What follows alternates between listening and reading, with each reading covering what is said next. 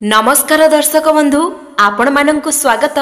आजिर एक नुआ भिडियो रे आज आमे आपणंकु कहिबु गुरुवार दिन किछि खास उपाय करिले आपणंक भाग्य चमकी उठिबो, आपण राताराती धनवान होई जिवे। तेबे चालंतु जानिबा सेही उपाय गुड़िक विषय रे।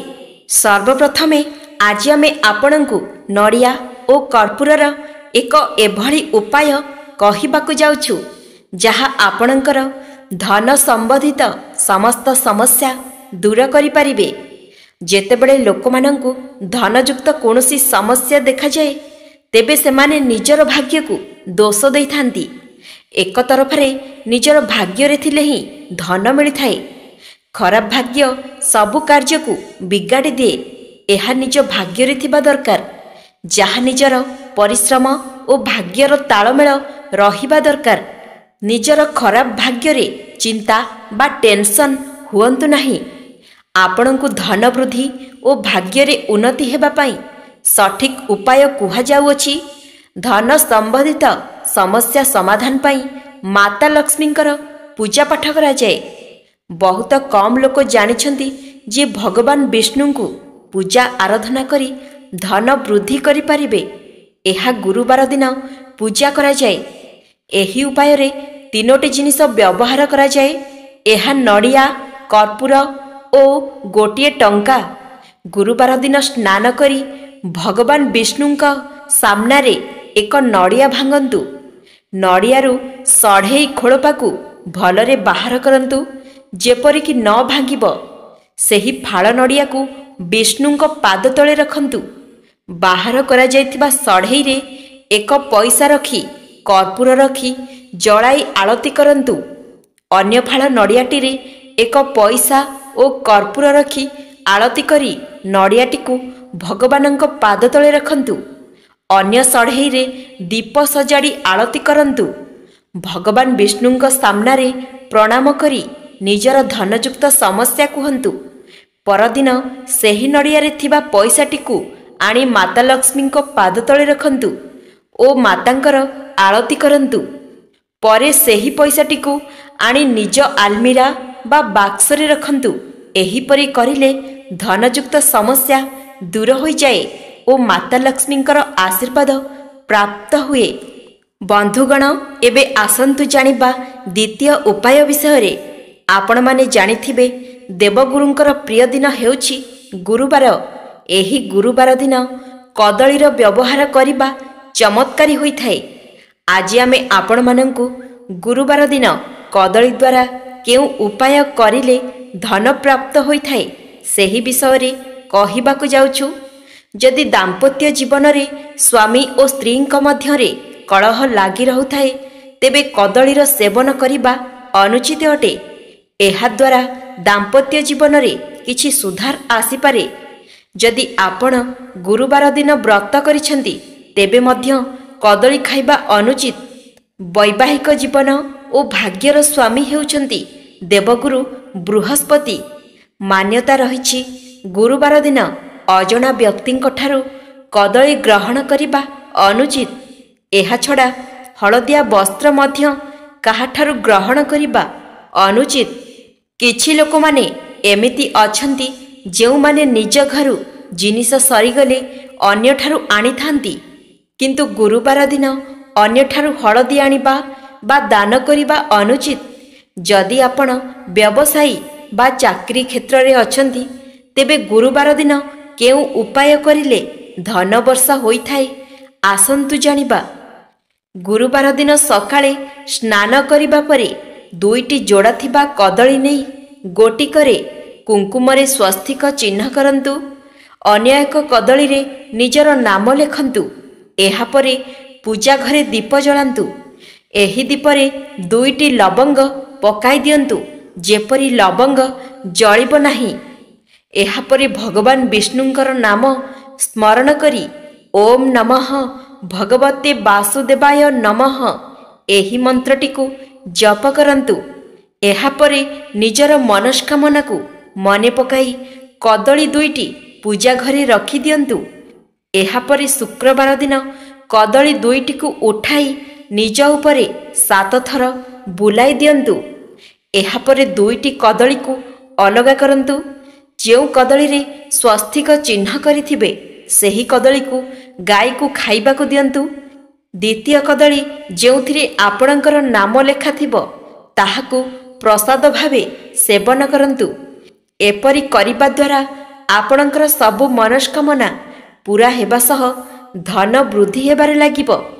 ଏହା ସହ ଘରେ ସୁଖ ସମୃଦ୍ଧିର ଆଗମନ ହେବ। ଏହି ଉପାୟକୁ 5ଟି ଗୁରୁବାର କରନ୍ତୁ। ଆପଣ ଦେଖିବେ ଏହାର ଭଲ ଫଳ ଆପଣଙ୍କୁ ନିଶ୍ଚୟ ମିଳିବ। ବନ୍ଧୁଗଣ, ଏବେ ଆସନ୍ତୁ ଜାଣିବା ତୃତୀୟ ଉପାୟ ବିଷୟରେ।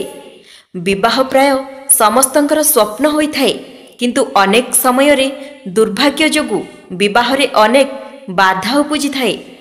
ଏହି ପରିସ୍ଥିତିରେ ହଳଦୀର କିଛି ଚମତ୍କାରୀ ଉପାୟ ଦ୍ୱାରା ଆପଣ ଏହିସବୁ ସମସ୍ୟାକୁ ଦୂର କରିପାରିବେ। ହିନ୍ଦୁ ଧର୍ମରେ ହଳଦୀ ଅତ୍ୟନ୍ତ ପବିତ୍ର ବୋଲି ବିବେଚନା କରାଯାଏ। ହଳଦୀ ଖାଦ୍ୟର ସ୍ୱାଦ ବଢ଼ାଇବା ବ୍ୟତୀତ ସ୍ୱାସ୍ଥ୍ୟବର୍ଦ୍ଧକ ମଧ୍ୟ ହୋଇଥାଏ। ଏମିତିକି ପୂଜାରେ ମଧ୍ୟ ଏହାର ବିଶେଷ ବ୍ୟବହାର କରାଯାଏ। କିଛି ଖାସ୍ ପ୍ରୟୋଗ କରି ଆପଣ ନିଜ ବିବାହରେ ଆସୁଥିବା ବାଧାକୁ ଦୂର କରିପାରିବେ। ଶୁଭ ବିବାହ ପାଇଁ କରନ୍ତୁ ହଳଦୀର ଏହି କିଛି ଖାସ୍ ଉପାୟ। ପ୍ରଥମତଃ, ଗୁରୁବାର ଦିନ ସ୍ନାନ କରିବା ପୂର୍ବରୁ 1 ଚାମଚ ହଳଦୀକୁ ସ୍ନାନ ପାଣିରେ ମିଶାଇ ଦିଅନ୍ତୁ। ସେହି ହଳଦୀ ମିଶା ଜଳରେ ସ୍ନାନ କରିବା ଦ୍ୱାରା ଆପଣଙ୍କ ଗୁରୁଗ୍ରହ ମଜବୁତ ହେବ। ଜ୍ୟୋତିଷ ଶାସ୍ତ୍ର ଅନୁଯାୟୀ ଜାତକରେ ଗୁରୁଗ୍ରହ ଅର୍ଥାତ୍ ବୃହସ୍ପତି ଗ୍ରହକୁ ହଳଦୀ ଶକ୍ତିଶାଳୀ କରିଥାଏ।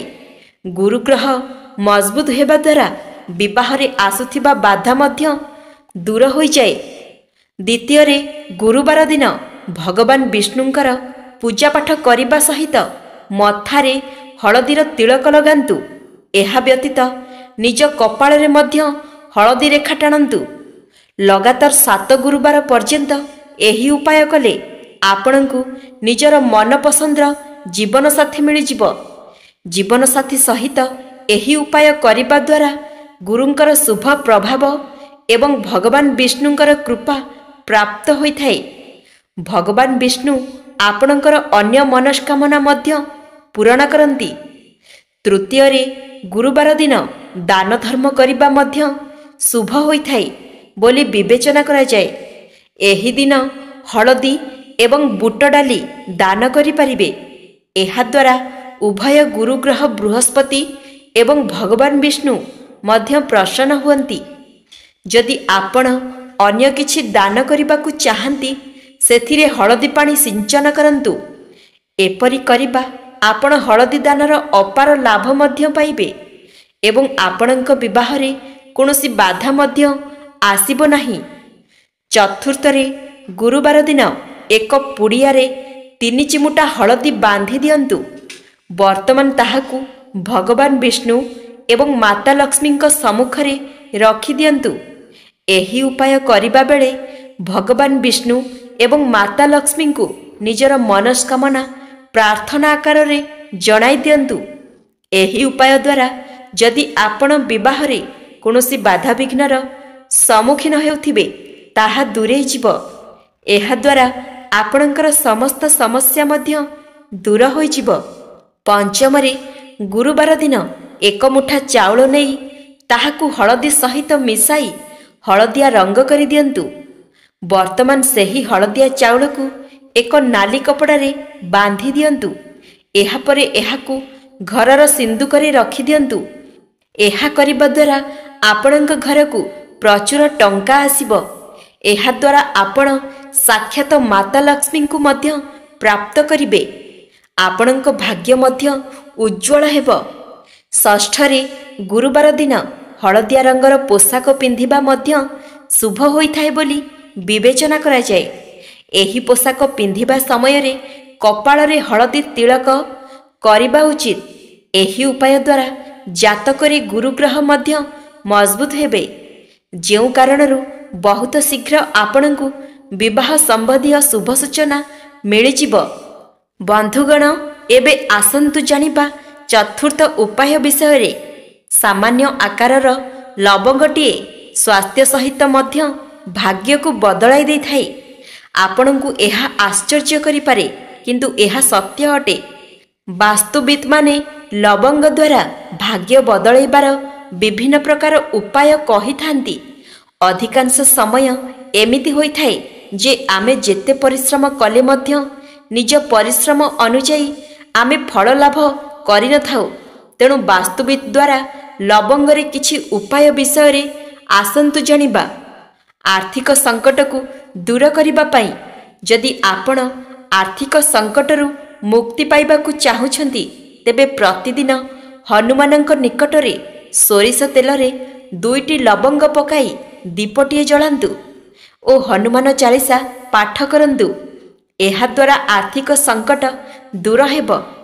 ଯଦି କୌଣସି କାମ ଆପଣଙ୍କର ହେବାକୁ ଯାଇ ବିଗିଡ଼ି ଯାଉଛି, ତେବେ 4ଟି ଲବଙ୍ଗକୁ ନେଇ ଗୋଟିଏ ଲେମ୍ବୁରେ ଗେଞ୍ଜି ଦିଅନ୍ତୁ। ଏହାପରେ ଓମ୍ ନମଃ ଶିବାୟ ମନ୍ତ୍ରକୁ 21 ଥର ଜପ କରନ୍ତୁ। ଯେବେ ବି ଆପଣ ଯେକୌଣସି କାମରେ ଯାଉଛନ୍ତି, ତାକୁ ସାଙ୍ଗରେ ନେଇକି ଯାଆନ୍ତୁ। ଏହାଦ୍ୱାରା ଆପଣଙ୍କର ଅଟକିଥିବା କାମ ହୋଇଯିବ। ଯଦି ଆପଣଙ୍କର ସନ୍ତାନ ପାଠପଢ଼ାରେ ମନ ଲାଗୁନାହିଁ, ତେବେ କିଛିଟା ଲବଙ୍ଗ ନେଇ ଗୋଟିଏ ନାଲି କପଡ଼ାରେ ବାନ୍ଧି ଦିଅନ୍ତୁ। ଏହାପରେ ତାକୁ ପୂଜା ସ୍ଥାନରେ ରଖିଦିଅନ୍ତୁ ଓ ପ୍ରତିଦିନ ଗାଧୋଇ ସାରି ଓମ୍ ଗଣପତୟେ ନମଃ ପାଠ କରନ୍ତୁ। ଯଦି ଆପଣ ମାନସିକ ଦୁଶ୍ଚିନ୍ତା ଦେଇ ଯାଉଛନ୍ତି, ତେବେ ପ୍ରତିଦିନ ଲବଙ୍ଗକୁ ସନ୍ଧ୍ୟା ସମୟରେ ଆଳତି କରନ୍ତୁ। ଏହାଦ୍ୱାରା ଘରୁ ନକାରାତ୍ମକ ଶକ୍ତି ଦୂରେଇ ଯିବ। ଯଦି ଆପଣ ଧନ ସମ୍ବନ୍ଧୀୟ ସମସ୍ୟା ଦେଇ ଯାଉଛନ୍ତି, ତେବେ ଗୁରୁବାର ଦିନ 5ଟି ଲବଙ୍ଗ ଓ କଉଡ଼ିକୁ ଗୋଟିଏ ନାଲି କପଡ଼ାରେ ବାନ୍ଧି ମା ଲକ୍ଷ୍ମୀଙ୍କ ନିକଟରେ ଅର୍ପଣ କରନ୍ତୁ। ଏହାଦ୍ୱାରା ଧନ ସମ୍ବନ୍ଧୀୟ ସମସ୍ୟା ଦୂର ହେବ। ଗୁରୁବାର ଦିନ କର୍ପୂର ଓ ଲବଙ୍ଗ ଘରର ମୁଖ୍ୟ ଦ୍ୱାରରେ ଜଳାଇବା ଦ୍ୱାରା ଜୀବନର ସମସ୍ତ ସମସ୍ୟା ଦୂର ହୋଇଥାଏ। ବନ୍ଧୁଗଣ, ଗୁରୁବାର ଦିନ କରନ୍ତୁ ଏହି ବିଶେଷ ଉପାୟ। ଧନ ଲାଭରୁ ନେଇ ଚାକିରି ପର୍ଯ୍ୟନ୍ତ ମିଳିବ ଉନ୍ନତି। ଗୁରୁବାରକୁ ବୃହସ୍ପତି ବାର ମଧ୍ୟ କୁହାଯାଏ ଏବଂ ଗୁରୁରୁ ଗୁରୁବାର ହୋଇଛି। ଗୁରୁ ଏକ ଗୁରୁତ୍ୱପୂର୍ଣ୍ଣ ଗ୍ରହ ଅଟେ। କେବଳ ଏତିକି ନୁହେଁ, ବୃହସ୍ପତିଙ୍କୁ ଦେବତାମାନଙ୍କର ଗୁରୁ ମଧ୍ୟ କୁହାଯାଏ। ଧାର୍ମିକ ବିଶ୍ୱାସ ଅନୁଯାୟୀ ଗୁରୁବାର ଦିନକୁ ଭଗବାନ ବିଷ୍ଣୁଙ୍କ ଦିନ ଭାବରେ ବିବେଚନା କରାଯାଏ। ଏହି ଦିନ ଭଗବାନ ବିଷ୍ଣୁଙ୍କୁ ବିଶେଷ ଭାବରେ ପୂଜା କରାଯାଏ। ଭଗବାନ ବିଷ୍ଣୁଙ୍କୁ ଜଗତର ପାଳନକର୍ତ୍ତା ମଧ୍ୟ କୁହାଯାଏ। ବିଷ୍ଣୁ ଭଗବାନଙ୍କର ଆଶୀର୍ବାଦରେ ସମସ୍ତ ପ୍ରକାରର ଅସୁବିଧାରୁ ମୁକ୍ତି ମିଳିଥାଏ। ହିନ୍ଦୁ ଶାସ୍ତ୍ର ଅନୁଯାୟୀ ଗୁରୁବାର ଦିନଟିକୁ ଧନ ଏବଂ ସମୃଦ୍ଧି ପାଇଁ ବିଶେଷ ଭାବରେ ବିବେଚନା କରାଯାଏ। ଭଗବାନ ବିଷ୍ଣୁଙ୍କୁ ପୂଜା କରିବା ପାଇଁ ଗୁରୁବାର ଦିନ ସର୍ବୋତ୍ତମ ବୋଲି ବିବେଚନା କରାଯାଏ। ବିଶ୍ୱାସ ଅନୁଯାୟୀ ଗୁରୁବାର ଦିନ ଭଗବାନ ବିଷ୍ଣୁଙ୍କୁ ବିଧି ଅନୁସାରେ ପୂଜା କରିବା ଦ୍ୱାରା ଜଣେ ବ୍ୟକ୍ତିର ଜୀବନ ସୁଖରେ ପରିପୂର୍ଣ୍ଣ ହୋଇଯାଏ। ଗୁରୁବାର ଦିନ ଉଭୟ ଲକ୍ଷ୍ମୀ ଏବଂ ନାରାୟଣଙ୍କୁ ଏକା ସହିତ ପୂଜା କରିବା ଦ୍ୱାରା ଜୀବନରେ ଖୁସି ଆସିଥାଏ ଏବଂ ସ୍ୱାମୀ ସ୍ତ୍ରୀଙ୍କ ମଧ୍ୟରେ କୌଣସି ଦୂରତା ଆସେ ନାହିଁ। ଏହା ସହିତ ଧନ ବୃଦ୍ଧି ମଧ୍ୟ ହୋଇଥାଏ। ଭାଗ୍ୟ ଆପଣଙ୍କୁ ସମର୍ଥନ କରୁନଥିଲେ କିମ୍ବା କୌଣସି ଅସୁବିଧା ରହିଥିଲେ, ଗୁରୁବାର ଦିନ ସହଜ ପଦକ୍ଷେପ ଗ୍ରହଣ କରିବା ଦ୍ୱାରା ଆପଣଙ୍କ ଭାଗ୍ୟ ପରିବର୍ତ୍ତନ ହୋଇପାରିବ। ଧାର୍ମିକ ଗ୍ରନ୍ଥରେ ବୃହସ୍ପତି ଦେବଙ୍କୁ ପୂଜା କରିବାର ଅନେକ ଉପାୟ ବର୍ଣ୍ଣନା କରାଯାଇଛି। ଏଭଳି କରିବା ଦ୍ୱାରା ଆପଣଙ୍କ କୁଣ୍ଡଳୀରେ ବୃହସ୍ପତି ଦୃଢ଼ ହେବେ ଏବଂ ଆପଣଙ୍କର ସମସ୍ତ ଖରାପ କାର୍ଯ୍ୟ ଠିକ୍ ହୋଇଯିବ।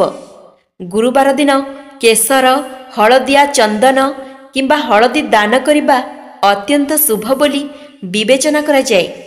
ଏଭଳି କରିବା ଦ୍ୱାରା ଗୁରୁ ଶକ୍ତିଶାଳୀ ହୋଇଥାନ୍ତି, ଯାହାଦ୍ୱାରା ସ୍ୱାସ୍ଥ୍ୟ ଏବଂ ସୁଖର ଅଭିବୃଦ୍ଧି ହୋଇଥାଏ। ଏହା ସହିତ ଘରେ ସୁଖ ଏବଂ ଶାନ୍ତିର ବାସ ହୋଇଥାଏ। ଯଦି ଆପଣ ଏଗୁଡ଼ିକୁ ଦାନ କରିବାରେ ଅସମର୍ଥ ଅଟନ୍ତି, ତେବେ ଆପଣ ଏହାକୁ ତିଳକ ଆକାରରେ ଲଗାଇବା ଦ୍ୱାରା ମଧ୍ୟ ଲାଭ ମିଳିଥାଏ। ଯଦି ଆପଣ ଏହି ଦିନ କିଛି ପଦକ୍ଷେପ ଗ୍ରହଣ କରୁଛନ୍ତି, ତେବେ ଆପଣଙ୍କ ଜୀବନରେ କୌଣସି ପ୍ରକାରର असुविधा हेब नाही। बृहस्पति देवंकर मंत्र हेउछि ओम बृहस्पतये नमः, ओम क्लीं बृहस्पतये नमः, ओम ग्रीं ग्रीं ग्रौ सह गुरुवे नमः, ओम ग्रीं बृहस्पतये नमः, ओम ग्रु गुरुवे नमः। गुरुवार दिनर उपाय हेउछि ब्रह्म मुहूर्त रे उठी स्नान करंतु। स्नान समय रे ओम बृहस्पतये नमः जप करंतु। विभिन्न प्रकारर दोष दूर करिबा पई आपण गुरुवार दिन गाधोइबा पानी रे टिके हळदी पकाई स्नान करंतु। एहा सहित गाधोइबा समय रे ओम नमः भगवते वासुदेवाय नमः मंत्रटिकु निश्चित भावरे जप करंतु। गुरुवार दिन उपवास रखंतु एवं कदली गछरे पानी अर्पण करी पूजा अर्चना करंतु। एभଳି करिबा द्वारा विवाह रे आसुथिबा बाधा दूर होइथाय एवं जदि आपण विवाहित तेबे आपणकर वैवाहिक जीवन रे कोनोसी असुविधा आसीबो नाही। गाधोइबा परे हळदिया पोशाक पिंधंतु।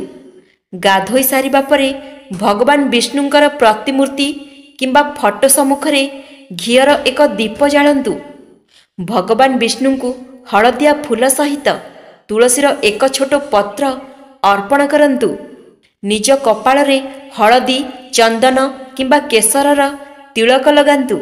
विश्वास अनुजाई भगवान बृहस्पति हळदिया जिनिसकु भल पाती, तेणु एही दिन ब्राह्मण मानंकु चना डाली फल इत्यादि हळदिया जिनिस दान करंतु।